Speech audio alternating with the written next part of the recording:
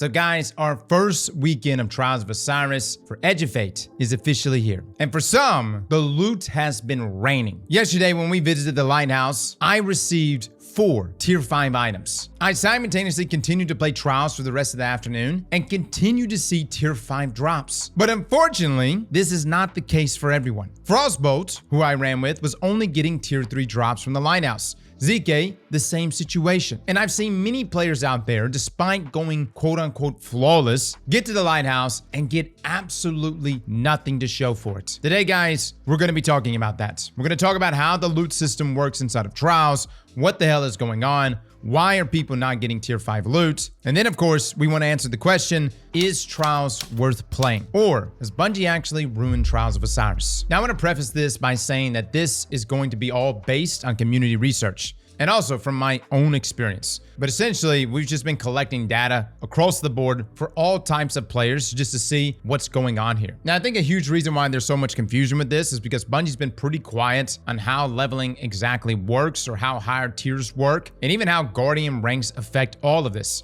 We put out our leveling guide the other day, going over everything that you need to do in order to get higher tier gear, but it took me weeks to finally get to a point where I felt like I somewhat understood the loot process within Destiny. What I will say going forward in this video, if you have anything that you have experienced inside of Trials that you would like to share loot-wise, please let us know in the comments below. Now, based on what I've experienced and what other creators such as Defizzle and Gigs, Trials rewards seems to be heavily tied to your win streak, as well as your light level and your Guardian rank. All of these play a role in your loot. Essentially, the things that play a role in your loot inside of PvE, the exact same thing applies here inside of PvP. Now, you don't have to have your highest level items on. Matter of fact, inside of Trials, your power level doesn't even matter. So you won't be doing less damage to anyone if you're under leveled. But without a doubt, guys, that is the trifecta: win streak, your power level, and your Guardian rank. Now, in a tweet from Defizzle, he posted that he believes it's going to be based off of whatever your expected reward package is, and also getting a 7 win streak when visiting the lighthouse if you're looking for that explosion of loot. For him, it showed him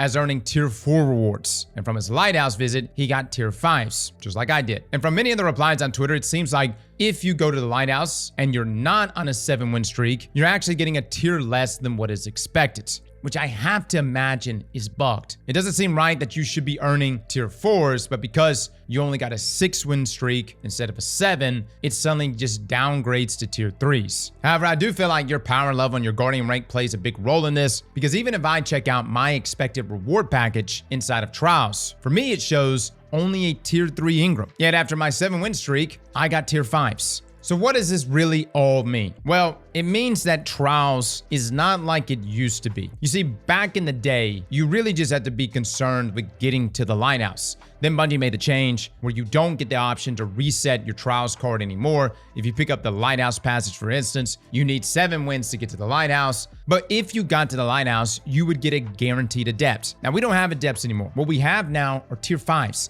That is the pinnacle of weapon drops and gear drops inside of Destiny. And in many ways, it has exceeded everything that Adepts used to do, as you have the ability to have this weapon with 3 traits in both columns, enhanced perks all across the board, including enhanced origin traits and enhanced mods. It's sexy to look at, guys. It truly is the pinnacle of loot. And the same thing can be applied to our armor pieces, which are tier 5. They have the ability to roll with the highest stat distribution. You can manipulate your stats even further. And keep in mind, by default, tier 5 gear, whether it's weapons or armor, can allow you to do more damage inside of PvE, or even take more damage by upping that damage resist, giving these items even more value, which makes this extremely perplexing. I saw multiple people go to the lighthouse, they pulled things from the chests, and they would literally get tier 2s or tier 3s, which is awful. The fact that ZK and Frostbolt both had a 7 win streak and they didn't even get tier 5s is crazy to me, which really comes down to the prerequisites to even getting tier 5s inside of Trials. And again, it's very similar to PvE. In order to really get the most out of Trials, guys, you're gonna wanna be, get this, level 400 and Guardian rank 9. Let me just say, guys, that is not an easy task. Maybe for a PvE player, it's not that bad because I think most PvE players have been working towards those goals. But for a PvP player, especially dedicated PvP players, dude, this is awful. I know so many PvP players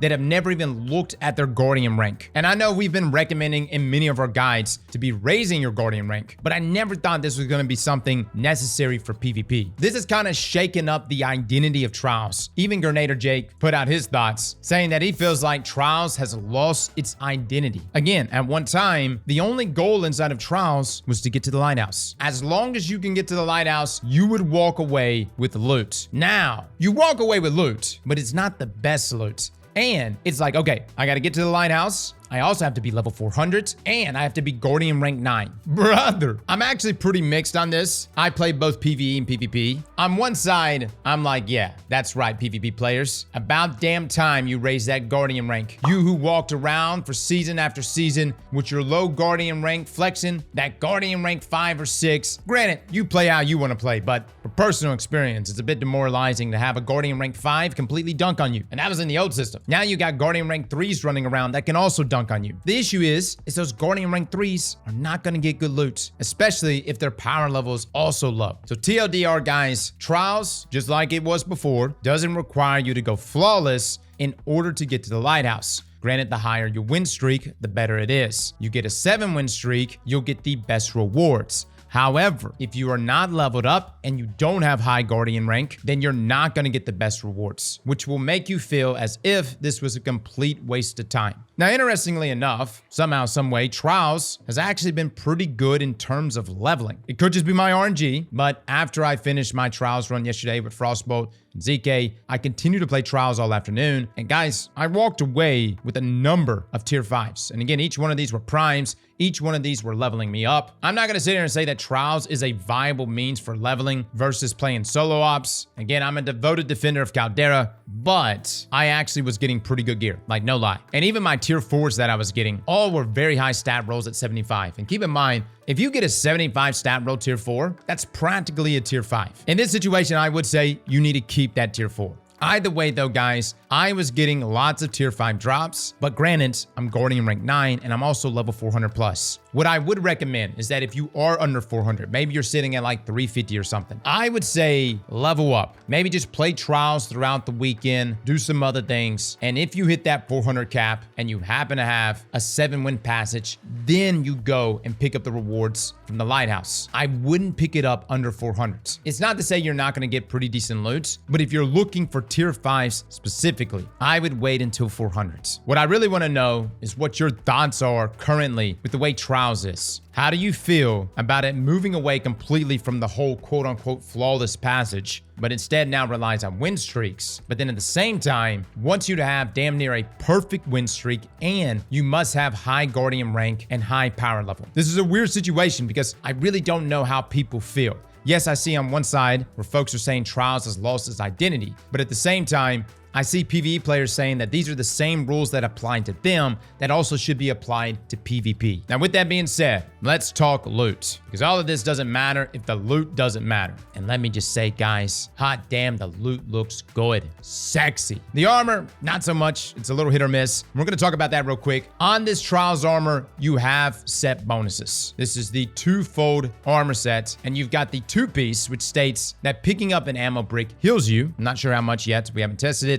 And the 4-piece states that final blows with primary ammo weapons grant you briefly increased radar resolution. Now, no lie, depending on how much you get healed from that ammo pickup, that 2-piece could be usable inside of PvE. Like, I could see myself using a 2-piece for that, and then like a 2-piece for Bushido inside of PvE. In terms of the look of the armor, I think Warlock looks pretty good. Titan, I have no idea, dude. Like, what is this head? There's literally a target, like the perfect bullseye for someone to shoot. Now, in terms of weapons that are dropping, you have the Strand Precision Auto Rifle Auric Disabler. The Aris Neutralizer, this is the kinetic spread shot hand cannon, which I know we just got from Nutriofera, but for PvP, I would argue and say this one's even better. We also have Aisha's Embrace, Forgiveness, Unwavering Duty, and yes, all of these have the potential to drop as a tier 5, and man, they are sexy. We're going to be individually reviewing all of these. There's also a new origin trait called Fleet-Footed, which state that dealing damage grants you a short window of increased movement speed and airborne effectiveness. Landing a final blow increases these effects. You've also got the Crucible Origin trait, Roar of Battle, where being in combat for a short duration increases handling and stability. And then depending on the foundry of the weapon, you'll have a Foundry Origin trait. For instance, Auric Disabler has the Amalon Origin trait. Overall, guys, every one of these weapons, perk-wise, look pretty stacked, even if it is an archetype that's not that strong. Auric Disabler has a lot of good strand synergy that we're going to be looking at here soon. Aurus Neutralizer looks beautiful for PvP. Like, I definitely want that opening shot lone wolf roll with max range, and I've already been using it, and guys, it's good. And the new traits added to Unwavering, Forgiveness, and Aegis also looks very solid. So there you go, guys. That is essentially Trials for Edge of Fate. If you are looking to get the best of the best loot, unfortunately,